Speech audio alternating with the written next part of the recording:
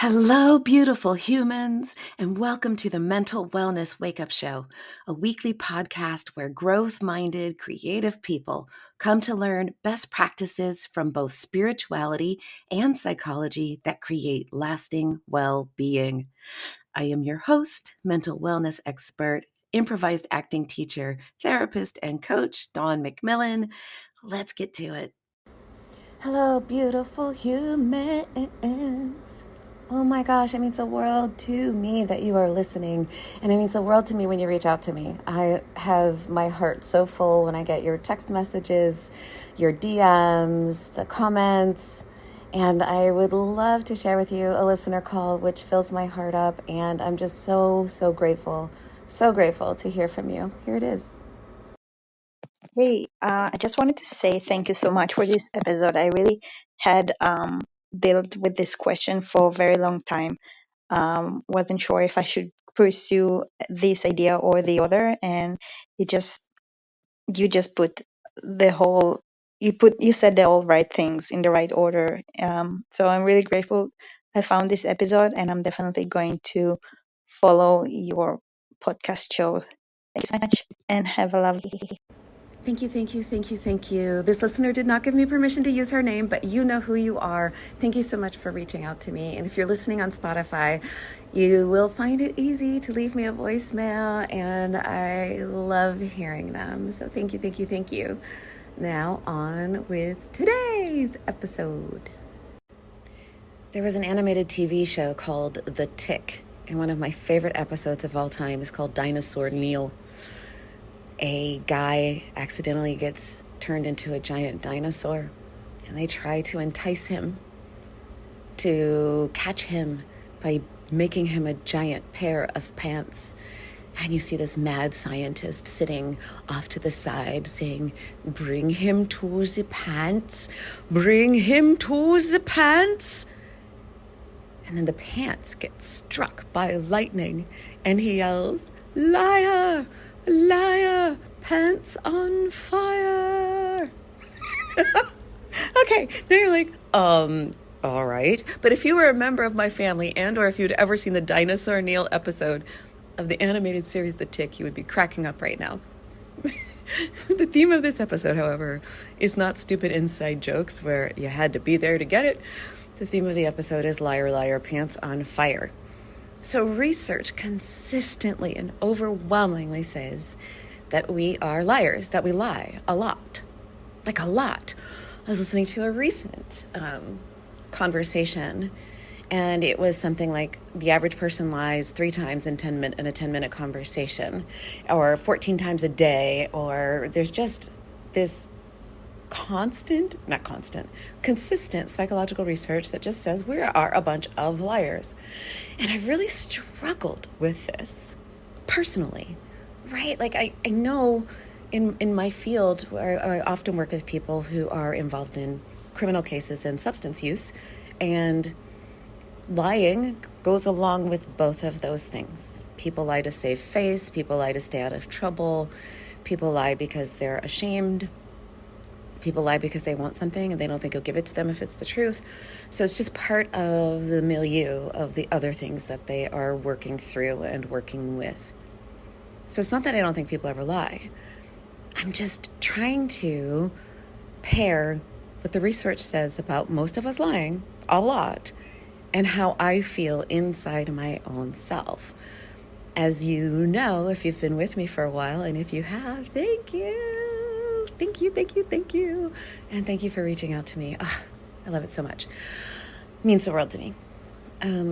I've coined a term, genuosity, the state of being genuine, because I think authenticity has gotten corrupted into becoming something performative or even as an excuse for cruelty.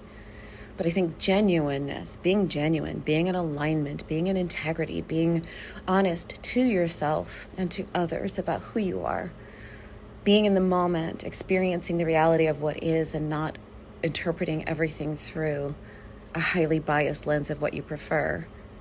Sidebar / spoiler alert, we're all riddled with biases. There's only so much we can do about it. But the call to genuosity is to make the effort. The call to genuosity is to examine our beliefs, our attitudes, our behaviors, our speech.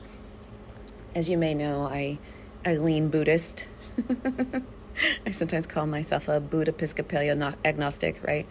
Because I'm reasonably sure there's a God, but I don't know what his or her characteristics are necessarily. And I follow Buddhism, but I also really love the Episcopal Church. So, I'm eclectic in that way. But there's also, the Eightfold Path talks about, right speech, right conduct. Right is not the best interpretation, but for my perspective, we're talking about genuosity, honesty, integrity, that realm of things. So if the research says that we are a bunch of big liar pants on fire, and I'm a people, then I must be lying. So I gave myself the challenge. Well, what am I lying about, right? Because I don't catch myself lying. I tend to do my very best to mean what I say and say what I mean. And it's like, but okay, Dawn, everyone has a blind spot. What's yours? So I gave myself the challenge. And it started today. Here are my findings. I engage in social niceties that are not 100% accurate. And I think that that's a level of dishonesty and lack of integrity. For example, I made the mistake of checking my email while I was getting ready. And there was an email waiting for me from a police officer about an incident that occurred last night that he had sent, I guess, at like 6 o'clock in the morning when he was getting off his shift. Sent me this email, which feels a lot like a big old dropping a problem in my lap. That's my genuine feeling. My genuine feeling when I first read it. Don't judge me. If I told you what it was, you might have a slight sense of like, yes, I want to help this family. Yes, I enjoy being of service. But this particular thing, I'm like, oh, this is a big mess. So my genuine feeling when I first read it was, I just got this big, enormous, sticky problem dropped into my lap. That was my first reaction. What I said in my response email, however, was, thank you for bringing this to my attention. That's not entirely true, right? Because thank you for bringing this to my attention implies that I am grateful that this is now something for me to take care of. And that's not 100% true. It's not 100% true. 100% true would have been, I received your email. I will look into it. That sounded like kind of cold and nasty and mean. And, it was the social grace. I caught myself being out of integrity and out of genuosity for the social grace of having a polite and pleasant email. Is that the worst thing in the world? Is that like the worst lie you've ever heard? Right? I said, thank you for bringing this to my attention when I would have been happiest if this incident had never happened. And probably, second choice would be if I had a clear solution for how to solve this issue. And there is not one, unfortunately. Someday we'll have a long conversation about the American system for people suffering from mental illness. But I digress. So I think that some of the lack of genuosity comes around social scripts and social niceties. How are you? Great. How are you? I'm like, are you? Are you really great? And hear me, I'm not arguing that we should just walk around bleeding all of our internal monologues all of the time. Much of what we're saying inside our heads is neither true nor helpful, so it doesn't necessarily need to come out of our mouths. But it does make me wonder, are these social scripts that we're all adhering to causing more harm than good? We need our social scripts for society to function, right? If every time I walked through the hall and someone said, hi, how are you? I stopped and told them, well, I think my left shoe is a little bit too tight. I'm a little worried that, I haven't had enough variety in my vegetable no. Hi, how are you? Is a social nicety. It's not a genuine question. So I'm not arguing entirely against social niceties. But if we want to live in integrity, might it be worth examining the degree to which we are going on automatic the degree to which we're just responding according to this social programming. Because for my money, not all of our social programming is helpful. Not all of our social programming is helpful. Is pretending you're fine when you're not helpful 100% of the time? Is exaggerating your suffering when it's really not that bad, because, that's how we bond, is complaining and or you enjoy the attention or whatever else might be the case. Is that helpful? And what happens if instead of going on autopilot with our social niceties, we actually explore, okay, well, what's the truest thing I can say right now that's also appropriate to the context? You're sitting in a corporate board meeting and everyone's like, hey, let's check in and see how everything's doing, right?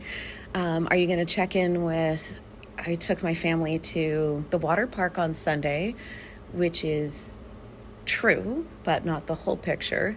Or are you going to check in with, I took my family to the water park on Sunday and we had a knockdown, drag-out fight on the way home because we couldn't decide on what to play on the radio, right? Nobody wants to hear that at your corporate board meeting. So I'm not saying that when these researchers are saying people lie all the time, that it's always social niceties. I don't know. You tell me. Like, are you lying a lot? Are you going around and intentionally saying things that aren't true? Is exaggerating counting? Like, does exaggerating count? I sometimes exaggerate for humor's sake. I think most of the time people know that I'm exaggerating for the sake of the humor. But maybe that's lying for people who don't know. I'm going for the bit. I'm going for the joke. Spend a lot of time with actors and improvisers, and we do bits a lot. We're often going for the joke. Outside of that context, people may be taking me seriously. I don't know, but I don't think I lie that much, unless and until you start to count these social scripts. Thank you for bringing this to my attention. I was not actually full of gratitude. I was not full of gratitude in that moment, but I said, thank you for bringing this to my attention. So I guess the invitation is to spend a week believing that you are lying. Spend a week believing that you are lying and see if you can catch yourself. I had a teacher once who suggested that every night you do a brain dump journal. We've talked about this, brain dump journal. And then he said, before you finish, ask yourself the question, where is the lie in that?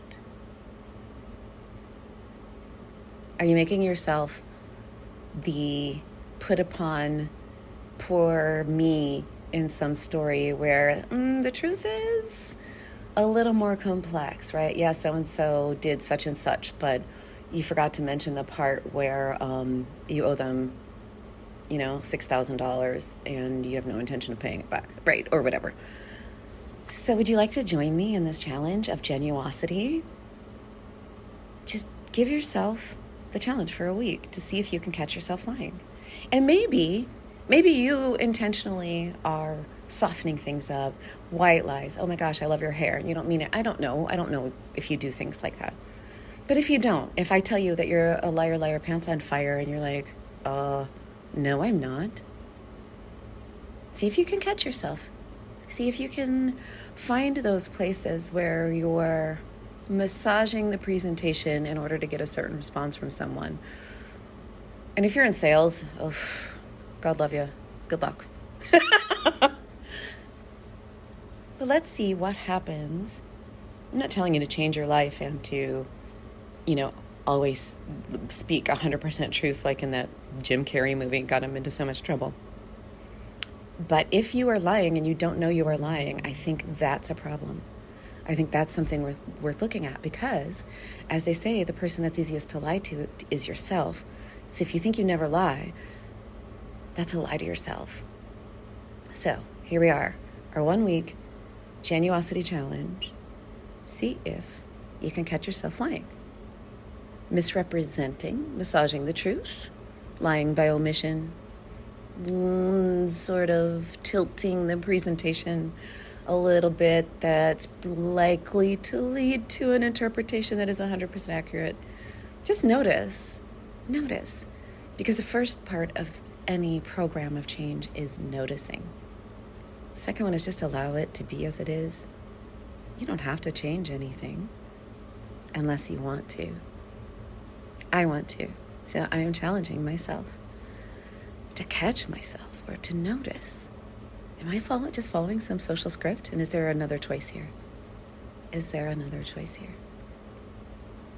And with that, good golly, moogly moogly, thank you so much for listening, you beautiful, glorious being, you. And please allow me to remind you that even if you are a liar, liar, pants on fire, you're still amazing. Or amazing, as they said in that one kid's movie whose name I can never remember. And you are whole. You are perfect. You are complete. You are awesome. And you are worthy and deserving of all the good things right here, right now, and forever after. Until next time. I am so honored that you share time with me. If you've listened this far, then something here was of value to you. Would you please be a friend of the podcast and share it with at least one other person? The podcast is available on most platforms, including YouTube, and I need your help to get the word out. So please like, subscribe, and share, and a 5-star review on iTunes would be chef's kiss. Thank you so much. See you next time.